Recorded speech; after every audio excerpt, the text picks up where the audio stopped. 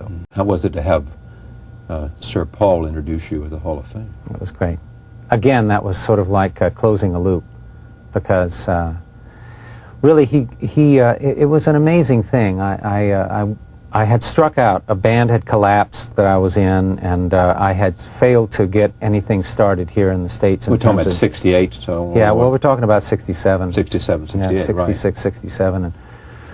And I had decided I would just travel some. I didn't know what else to do, you know. I had passed on going to college, and my folks didn't have any really good ideas about what I might do, and they staked me to a plane ticket to London, and I just thought I would travel and see what occurred to me. And shortly after getting there, some friends of mine got very enthusiastic about my making a demo and trying to get a record deal, and I through a series of channels got this thing to Peter Asher, who had just signed on with Apple Records. They had just started looking for acts to sign themselves, owned by the Beatles. So it was as if suddenly a door opened, and I was just sort of handed this key, and you know, it was just... I think history shows that you were the first artist signed by Apple Records. History will show that I was. I was the first. I was the first. Yeah, and so and how did it come out about that he agreed to introduce you to the Hall of Fame? I wrote him a letter. You wrote him a letter, see? I wrote him a letter and said, you know, if you happen to be passing through the city or can find an excuse to come over, it would be just, you know, it would really be a great thing, you know. So it was just on the off chance he'd agree to do it, and he did. So it was nice. First line will say, James Taylor, songwriter. First line on my tombstone. Yeah. Yeah.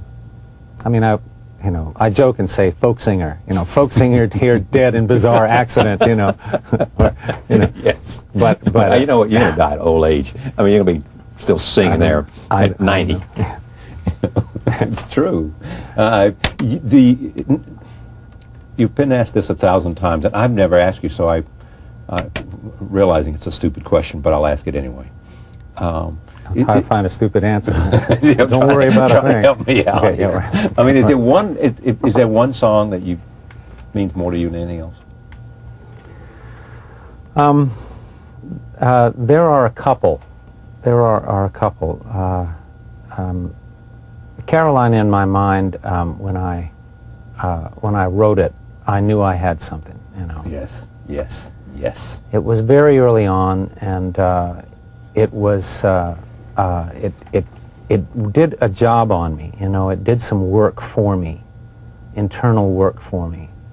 And when it was out there, and well, there's no better feeling, you know, when one comes through and falls into place like that, and somehow solves a puzzle for you, you know, in a way that's comes from inside of you, but it's outside. It's right outside. And so, you know, if I had to choose one, I'd say that one. I would too. God, I was asked the other day, sometime about, you know, what was my favorite James Taylor, and I said, of course, I said Caroline in my mind. I also Fire and Rain,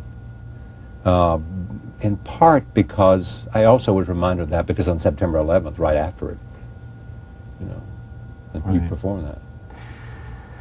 Yeah, you know, we were on the road that September and the October after it and November, and everything got deep. You know, it was amazing to be performing. It was hard to go back out. A lot of the crew and band had families at home, and they didn't want to see their loved ones go, or, you know, it was a hard time to go back out, but it was a good idea. It was really good.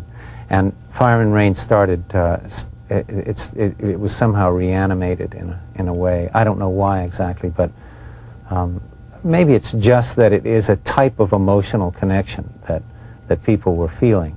And like I said before, you had the feeling as though, whereas, you know, a month earlier things had been an inch deep and a mile wide, that suddenly everything that you touched or everything that you said or did just resonated way, way down deep, right down to the taproot somehow. You know? You say that, I think this is the best record I can make now. That's all you can say. If you can say that, then that's enough. Yeah, you know, we stuck with it for a long time, and just you have an idea of things when they start occurring as songs. You have an idealized picture of how they might sound, you know, and then, you know, how that's actually realized, that can fall short of the mark. But in this case, I think we got close with a number of these tunes. There are a few people that I just hope will allow me to call them a friend, and James Taylor is one of them. Thank you for Thank you, Charlie. Great to see you. That, you bet. We are going to conclude with a performance, James Taylor.